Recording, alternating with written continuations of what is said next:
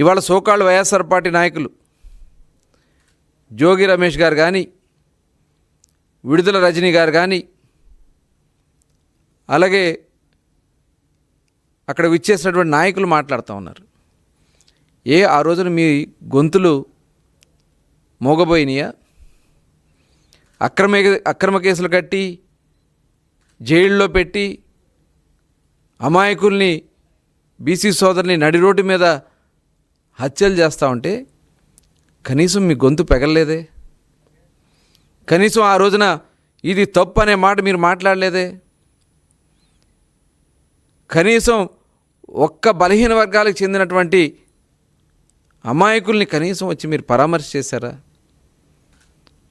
వాళ్ళని జైలు నుంచి బెయిల్ తీసుకుని బయటకు వస్తే ఊరేగింపులు చేశారు. మీకు బీసీల గురించి మాట్లాడే అర్హత ఉందా వైఎస్ఆర్ పార్టీ నాయకులకి? ఇదొకటే కాదు, స్థానిక సంస్థలో రిజర్వేషన్ల కోత కోశారు.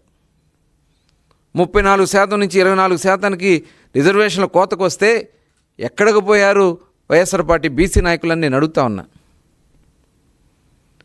మరో రోజున కార్పొరేషన్ల పేరుతో దగా చేస్తే మీరందరూ ఎక్కడికి పోయారని చెప్పి నేను అడుగుతా ఉన్నా.